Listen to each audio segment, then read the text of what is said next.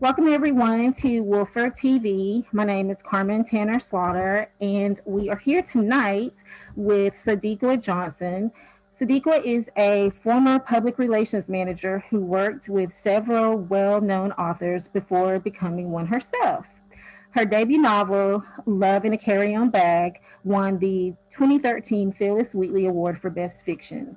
She is also the author of two other contemporary novels, Second House from the Corner and Then There Was Me. Sadeqa is a native of Philadelphia, but recently relocated to Richmond, Virginia, with her husband and three children, which is sort of the catalyst for the book that we are going to be discussing tonight, which, as you see with her beautiful poster behind her, is The Yellow Wife. And it has been so highly praised and talked about.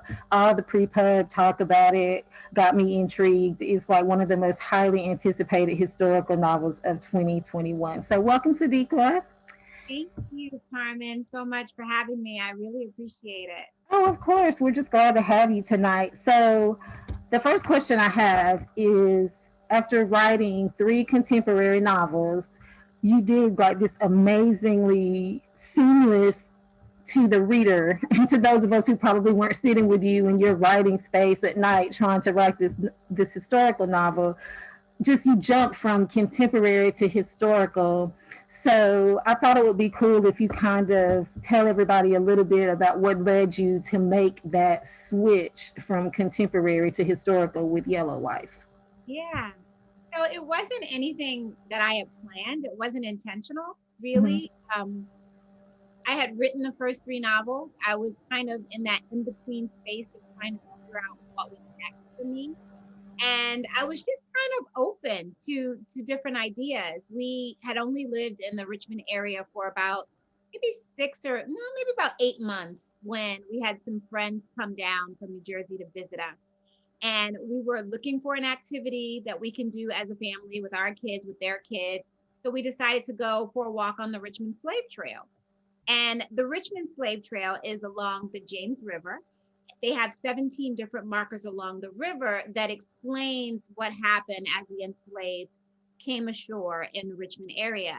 And we got to one particular marker, and all the kids were kind of taking turns reading the markers.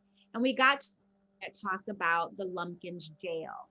Mm-hmm. The thing that struck me was that the Lumpkins Jail was not only a punishing center, but it was also a place of trade. And so between 1844 and 1865, over 200,000 enslaved people had gone through this jail. And it was owned by Robert Lumpkin, who they call the bully trader. And he was known as a punisher. He was horrid. He was horrible. He treated the slaves really badly. But then it said that he was married to a Black woman and her name was Mary Lumpkin. So my first thought was, in the 1800s, Blacks and whites couldn't marry. That Right. was illegal. So I was kind of trying to figure out how that worked. And then I started thinking about Mary Lumpkins and I wondered, what was this relationship really like for her? Was it a marriage of, convenience, or did she love him, or was it something that she had to do to survive? Right. And they said that they had these five children together. And while he was, an evil man and, he did all these horrid things, it was said that he treated his family with love and compassion and he took care of her and the children. And so I'm thinking, like, a half-acre of land is not a lot of space for a jail where slaves were punished and separated from their families. There was also a tavern where he conducted business and all the other outhouses. And then the family also lived on the land. And all of that was kind of going through my mind. And I want to say it kind of like bit me a bit because I Mm-hmm. couldn't shake the story. I couldn't shake my curiosity to know more about that family. Yeah.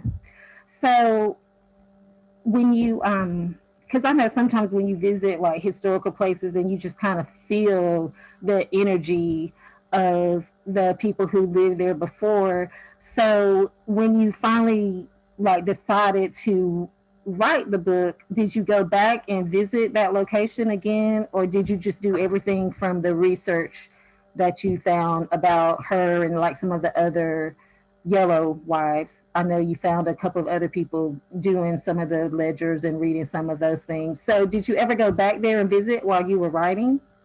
So while we were there the first time, we actually didn't complete the entire trail because it was kind of long to walk and the kids were getting tired. So what happened was we jumped ahead, we got in the car and we drove to the end of the trail, which was the actual site of the Lumpkins Jail. And right next to it was the sacred African burial ground. And so there was not any ceremonies for Black people when they died. They basically waited for the bodies to pile up and then they would bury them. And so this is a sacred land still in the Richmond area. And we were walking along that area, and it was like you could feel this energy. There was definitely this energy there, so much so that my friend who we were with started to pretend like he was playing the African drums. And Right. they, and then the Yeah. kids started kind of dancing, and it was kind of like this, I don't know, it was this energy. And I felt like, the ancestors were waiting for us to come, waiting for me so that I could tell their story. So I feel like they got in the car with me and came back to the house. And so Yeah. they were just kind of with me this entire time. So to answer your question, I didn't go back while I was writing the book, but I did go to different plantations just to get a feel for what that life was like so that I could kind of world build and create the story. So you did such a great job doing that, and I know you did a lot of research. You read a lot of books. I read in your author's note, and so one of the things that I thought it had to be super difficult to like put yourself into a space to write some of these really, there's some really hard scenes in there. Like you did a great job with balancing it, so we're not like bombarded with these horrific images, but it felt very real to me. It felt very similar to factual accounts, and but then it was also very cinematic. I could see it on the big screen, the way you describe certain things. And there's a couple of scenes which I don't want to spoil for the people who haven't read the book, but there's like a couple of scenes that I don't know, when you wrote them, did you just kind of have to step away from the manuscript for a little while and go like do something like watch a comedy, or like what was your process while writing it? Because it was a pretty hard story to tell, even though it's very inspiring and uplifting, once we get through the book. But those harder scenes when you were writing them, like what did you do to just kind of cleanse your palate from all of that? Yeah, there are some very difficult scenes in the book. And, as I was researching them, there was a lot of difficult things that I read. I spent 3 years in this world, of reading books, textbooks, but also reading books written by enslaved people. I thought it was important for me to read their narratives so that I could get their voices and their stories. So I brought all of that into the writing of Yellow Wife. I think I've always been a person who works out in the middle of the day. I write in the morning. Mm-hmm. I've always been a person who kind of works out in that middle part of the day, and that's kind of the way I cleanse my palate. So I would spend my morning writing. I'm in 1850. All of these things are happening, and then I put on my running clothes and I go for a run. I get some fresh air. I kind of let the story leave my body. Right. But during that time, all the books that I read, I wasn't reading like just fluffy beach reads. Everything that I read was kind of rooted in the story that I was trying to tell because I needed to stay in that world in order to create it. But I did have to take my breathers, and running was one of the ways that I took a breath. And did you use like a vision board or an outline? Did you have like a map of the property that you, because even when you're telling different aspects of the story, when she's going from place to place, it seems just so real, like we're right there with her. So I felt like you probably had like a map drawn on a wall somewhere that you would be like, okay, she's going to go around this building and she's going to go down this path. And so did you do that? This was the first book that I wrote that I actually had to kind of build it out a little bit. So I had pictures of plantations that I found online so that I could kind of see where things were. I had a picture of a slave cabin. An earlier draft of the story, she was visiting an aunt who lived in the slave cabin. And so I had that cabin up. That had been cut from the story. but it was, different things like that I had pictures of. I had a picture of what I thought Phoebe looked like. Mm-hmm. I had a picture of what I thought Miss Delphina looked like, how I thought Ruth, her mother, Phoebe's mother, looked. And then I just had pictures of the jail, of the actual Lumpkins Jail, and my story is called the La Pierre Jail. But I had a picture of that and what the house looked like, and what the land looked like, where the jail was. Because as I was writing, I wanted to be able to just kind of glance over and see, what it was, just to kind of keep my memory fresh. But for the most part, once I start writing and I create a place, every single time I sit down, I'm in the place. It's almost like a portal that I slip through. It feels very like a portal. And so once I create the landscape of the jail, every single time I sit down to write about it, it's like I'm right there. I'm walking on the cobblestone street. I could smell the smells, I could feel that place, and that seeps into my writing. Okay. I figured it had to be something like really precise. It's not like you could just say, oh, well, let me just think about this. Oh, she's on a plantation. Because it's very, very, like I said, it's very cinematic. You feel like we went through that portal with you, because I could see all of the spaces that she was in, or when she like went outside the gates to go shopping, and all of those things. So you did a great job with that. I was really, really into it. Honestly, I started reading it on like one night, and I was only going to read like part one. And then I was like, oh, I'll just go ahead and read part two. And so I made myself put it away and save part three for the next day, because I wanted to know what happened, but I was like, it takes her a long time to write this book. You need to kind of like pace yourself and savor it and not gobble it all up in one sitting. But I could have easily done that. It's very engrossing. It just flows and moves so easily that it is like watching a movie. You don't even notice the time. So I thought that was a really good job, especially going from contemporary to historical, because I feel like there's different approaches when you're writing those. Did you have to take a different approach to the way you outline things and the way you set the scenes and the pace? Was it different for this one than the way you had done with your contemporary novels? It was different in the sense that there was not much research in setting the scene for my contemporary novels. My second and my third novel, Second House from the Corner, took place in New Jersey. I lived in New Jersey, and so it took place between New Jersey and Philadelphia. I'm from Philadelphia, so it was mostly me just using my imagination, either being where, writing where I was, or remembering, places of my childhood. And so, like in those types of stories, I may ride through a few streets. Like I remember going back to Philadelphia when I was writing Second House from the Corner, and I would just kind of try and take myself through the streets as if I was the character. I also would just like call someone up, like my dad or my sister, and say, hey, you make a right on Susquehanna, or, like that kind of thing, just so that I'm fact checking.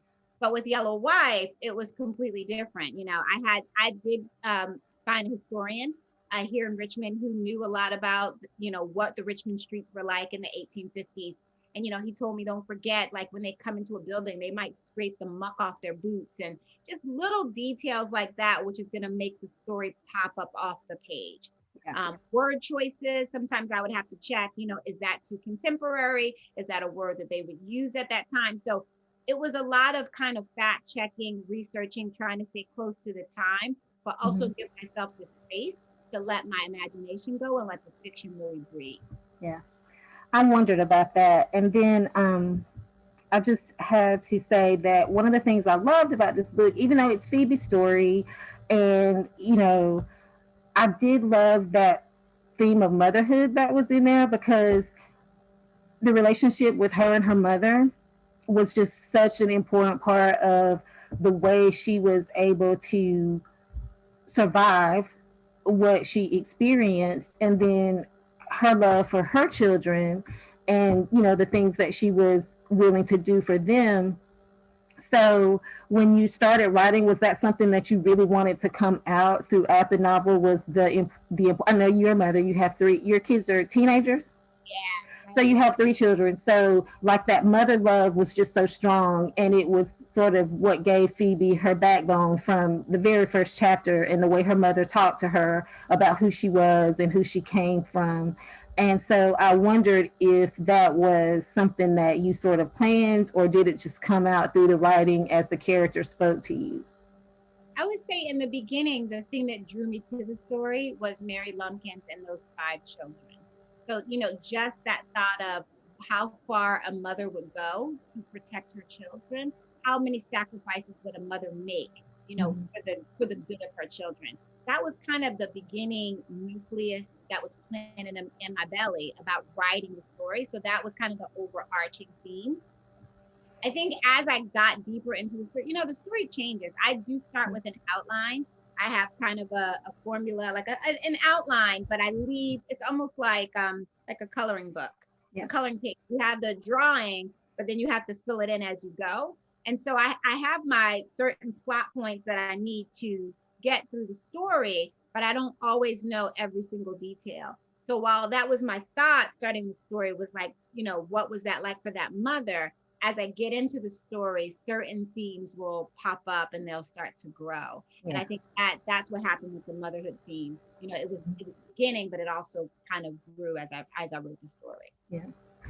Um, so speaking of like choices that Phoebe has to make from the beginning of the book until the end, there some of them are really heart wrenching, and then I think you did just a tremendous job at helping the reader understand her choices. And I wondered if you've gotten any sort of pushback in like other conversations or interviews, or if you've talked with other readers who didn't care for some of Phoebe's choices, or who felt like they didn't like decisions that she made. Because I was thinking about it, once she got there and realized where she was and what was happening, what other choice did she have really? Yeah. And so I just didn't know if you've had any feedback from readers that didn't care for the avenues that she chose to take on behalf of herself and her children, or if that was something that everybody just seems to be on board with, like, well, that's just what she had to do. Yeah, fortunately, no kickback, no negative feedback thus far. Most of the book clubs that I've spoken to about Yellow Wife and just in interviews, people are really enthusiastic about the book just overall. So thank goodness, no, Yeah. I had to defend Phoebe's choices as of yet.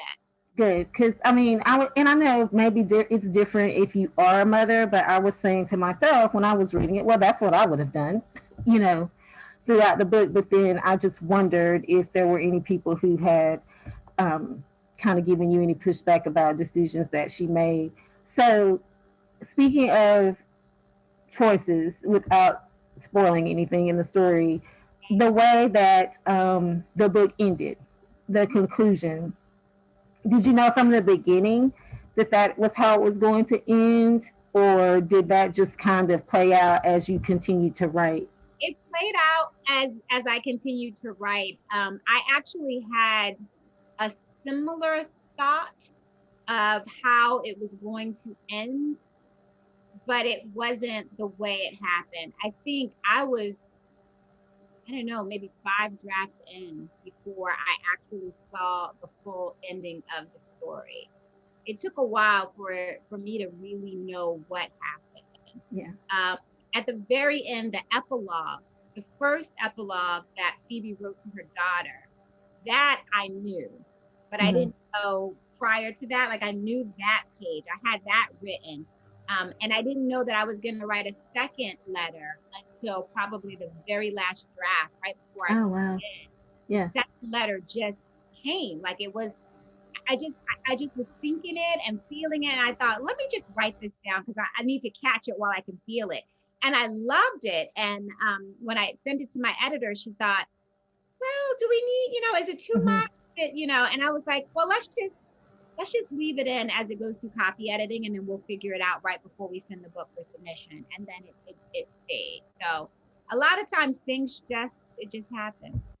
And I was curious because there's a couple of characters that are just so endearing that I fell in love with, that I'm sure other readers fell in love with that we kind of don't know what happened with them. And I was wondering if maybe you would like write a separate book that would tell some of their stories, or is historical fiction something that you plan to continue doing? So there are a few characters in the book who are all in my heart, and I miss them. I don't know what happens next. Yeah. I was asked that yesterday at a book club, like, what do you know what happened to such and such? And I'm like, no, I don't, but I do think about her. I think about her, but I don't know where she landed. I don't know where Yeah. she is. But I do think about her. I don't think at this very moment I am equipped to write a sequel, because being in 1850 and reading and experiencing, like, when you're writing, it's almost like you're an actor and you embody that story, you embody those scenes. And I just kind of need to give myself a little bit of a You're break right.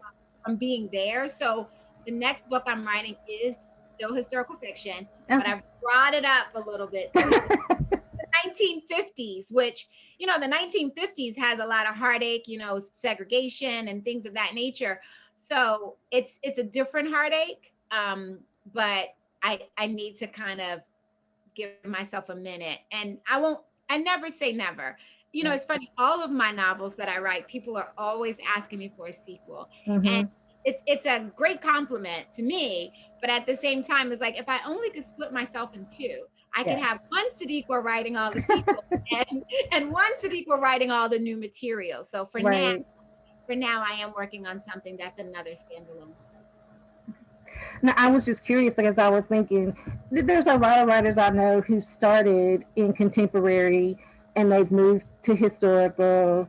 And I love that because I think that we're all so curious. And there's just so many great stories that haven't been told. And when you kind of latch on to this nugget of information, you want to be able to bring it to the forefront. But I was thinking, even if you didn't do another historical fiction, would you ever consider doing like a dual timeline novel? But since you already answered my question, your next book, I guess, is going to be historical. So Yeah. looking forward to that one. And I Um, only kind of, it's funny, I can only do like one thing at a time. mhm. So I can't really even think past the story I'm writing now. So if somebody said, well, what's after that? Like, I have no idea. Like, I can Yeah, only just be right, like, here I am. right. So I kind of wanted to go back a little bit and talk about how you got into writing, because I know that, like myself, you were like a little library girl. You spent a lot of time reading when you were young. Um, but was writing a thing that you knew you were going to do? Was it something you dreamed about, or did you sort of ease your way into it based on some of the other things that happened career wise? Well, I started off wanting to be an actress. When I was growing up in Philadelphia, I took a lot of classes at Freedom Theater. I was a theater major in college, and I was so into acting that, I don't know if you remember Erica Alexander from The Cosby Show. Well, I had read somewhere that she had gone to New York. She was only there for 2 weeks, and she got her big break on The Cosby Show. So I thought, oh, shoot, that's going to happen to me. I'm going to go to college in New York City. I'm only going to be there for a couple of weeks. I'm going to audition. I'm going to get my big break, and then I'll be off to the races. Well, that didn't happen. I actually graduated from college, didn't get that big break, and switched my major halfway through to communications and got my first job in publishing. Because my thought at that time was I needed to pay my bills, and I would audition on my lunch break and after work and that sort of thing. And I just got deeper and deeper into the publishing world. I started to write my first novel that never saw the light of day, just because I was around books all the time. I was around authors all the time, and I was really, really inspired. And then the next book I started writing while I was working in publishing is the one that is my first novel, Love in a Carry-On Bag.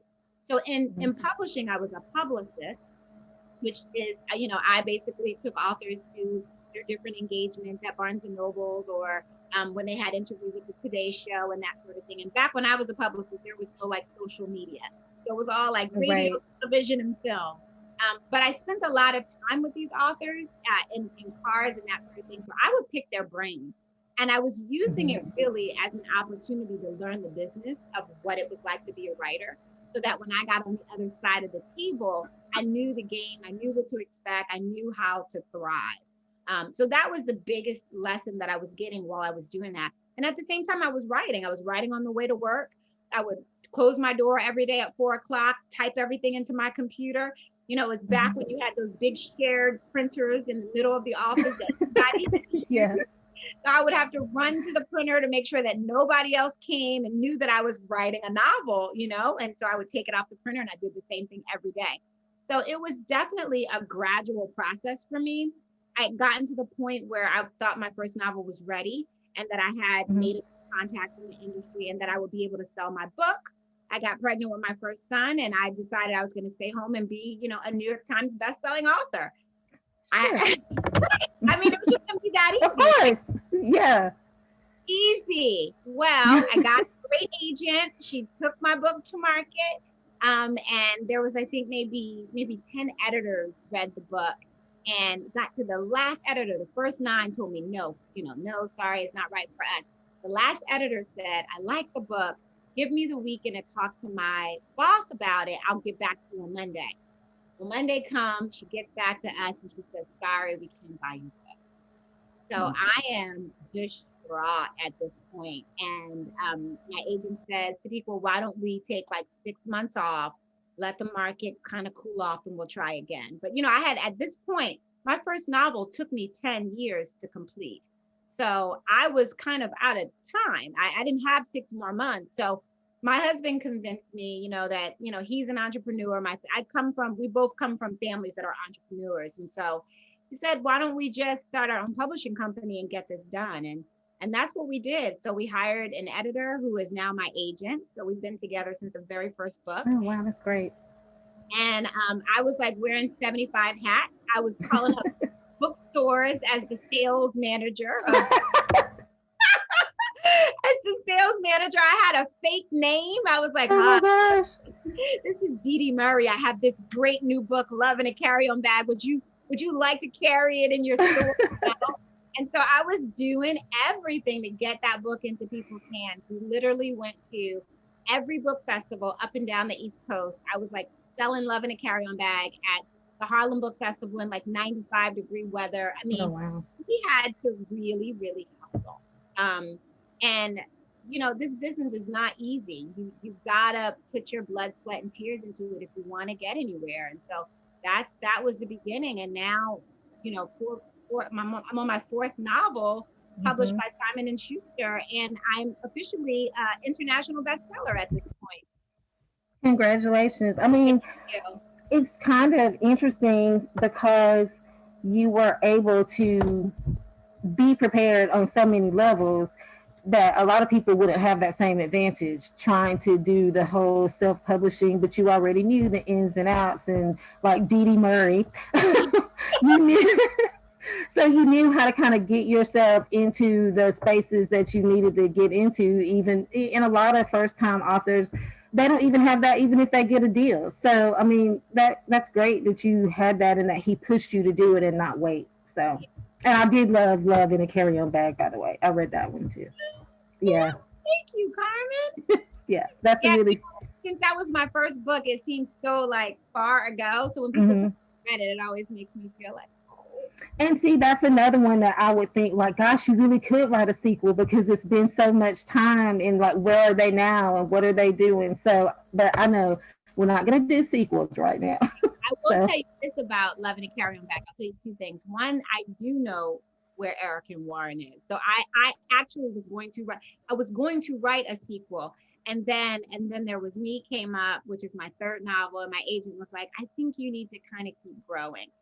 So I didn't write the sequel, but I do know where Eric and Warren is. And if you haven't read Second House from the Corner, which is my 2nd novel, Erica and Warren appear in that book. So if you just want to, you know, see them, feel them, they do. Yeah. So it's not a sequel, but they do show up in the book. Oh, then I have to read that one. I haven't read that one yet, but now that I know they're in there, just to say hi. And I think this is just like a complete aside, but I know one of the authors that you worked with was Bebe Moore Campbell. And just I didn't know that until I was like reading your bio, and I was like, oh my gosh, what a lucky, just to have. I can't even imagine what it would have been like to work with her. I think I saw her a couple of times on book tours when she came to Atlanta, and she was so lovely. So like it makes me happy that you had the opportunity to know her on a different level, because I thought she was fabulous. And when she died, I felt like we had a big hole. Yes, we lost a great one. And actually, I knew her personally prior to. So I'll tell you a full circle moment. Growing up in Philadelphia, Bebe Moore Campbell is from Philadelphia. Mm-hmm. So every summer when I went to Freedom Theater for acting school, her daughter would spend the summers with her grandmother. And so Maia and I went to Freedom Theater together and became really close friends. Oh My wow. first trip to California, I stayed at their house and we hung out for a while. And so she and I remained friends over the years. And I remember the first time we were in Philadelphia at the Cheltenham Mall, and it's this bookstore I used to love to go to. And Maya and I are just walking down the aisle, and she just picks the book up, and she's like, "Oh, this is my mom's book." And I'm like, I almost like fall to the ground because at this Of point I don't even course. know my new best friend is Bebe Moore Campbell's daughter. Right. And so she was like, "Oh, you don't have to get it. I'll get my mom to send you an autographed copy." And I like almost hit the floor. So Gosh, we yeah. had a personal relationship, as before I started working at Putnam and before I became a publicist. So when I became her publicist, it was like that full circle moment. Mm-hmm. It was just, and she knew that I was a writer. So it was just an amazing experience to work on. It was 72-hour hold, Yeah. which was the last novel. That was the book that I worked Oh wow. Well, on. I feel. I have a poster of it still in my office. Of course, I'm sure I would have it still too, and I feel comfortable saying that she's very proud of you. So yeah. Um. See, time is running away already. It just goes by so quickly. Always you're having fun, right? I know. I did have a couple of more questions. I just wanted to ask. I know you also teach writing Mhm.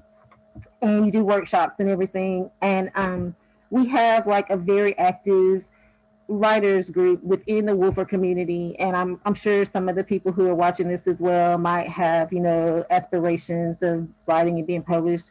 Is there any like maybe one or two pieces of advice that you would give anyone who's an aspiring writer, and something maybe about the craft, and then maybe a little nugget about the path to publication, and we'll end it with that. For sure. So the first thing I always like to start with the actual writing process, right? Because that's the difficult part. The biggest thing I can say is keep your butt in the chair. I mean, I am still 5 books in, distracted by the internet, by my cell phone, I mean, I could look around my office right now and think of so many things that can Mm-hmm. distract me, but I have to be very intentional about my writing time. So I would say, one of my writing teachers told me early on, you don't have to quit your job to write your first novel. Start with 10 minutes before bed. If you write every night 10 minutes before bed, before it's 20 minutes, it's 30 minutes, and then you're writing for an hour. And you look Mm-hmm. up and a month have gone by and you see all these pages that you've created. So just start off in small chunks, but be intentional about it. You could even look at your writing the same way you do an appointment. Put it on your calendar, schedule it the same way you would a dental appointment, but make sure you show up for yourself on the page. When you are finished your novel, and whether you're going to self-publish it or if you're going to try and submit it for agents and that sort of thing, you want to hire an editor. I think period you should hire an editor, somebody who's going to go through the book with a fine-tooth comb and make sure that the book stands up, so that the content is there and so that it's neat and grammatically correct. So Right. go ahead and, not like your grandmother or your friend who is an English teacher, like find a professional. You got to be prepared to spend a little bit of money. Mm-hmm. When I did Love in a Carry On Bag and we self-published it, my goal was, I didn't want you, and it's so funny that Yellow Wife is with Simon and Schuster now, because this is what I used to say. I never wanted you to go to a bookstore and look at Love in a Carry On Bag and look at Yellow Wife and know which one was the Simon and Schuster book. I wanted Wow. them both stand up. I wanted Mm-hmm. my self-published to stand up. So you want to think about that. You want to think about the packaging if you're going to self-publish it yourself. You don't want it to look, like you just pasted it and put it together. Get as many professionals as you can to make your product look well. Okay. But having an editor, I think, is probably the biggest thing. Well, thank you so much. I have really enjoyed talking to you. I could talk to you for another 30 minutes easily. But everyone, go out, get yourself a copy of Yellow Wife. It is available in hardcover. It is available. I have it on my Kindle, and it's on audio. It's on audio, and I just did an interview with the narrator, Oh, who wow. Robin Miles and I. We just did an interview together, I think 2 nights ago. She is amazing. Her voice is amazing. She also was the narrator for Second House from the Corner, which is my second novel. But yes, the audio version is doing very well, and she did a wonderful job on it. And I promise you, you will want to read this in one sitting, but you might want to pace yourself, or don't start reading it if you have something else to do. And so I think I loved Phoebe so much. And I will admit that there's a couple of times I got teary eyed. And when it ended, I was just really, I miss her. And I want, like, there are things that I want for Phoebe. So I can talk to you about those not in public because I don't want to spoil things for everybody else. But I have a couple of other questions about Phoebe that I will ask you off channel so that we don't ruin it for other people. But anyway, thank you so much for Sadeqa for joining us. And I wish you the most success and can't wait to see what you're going to write next. Thank you. Thank you so much for having me. Of course. All right. Good night, everybody.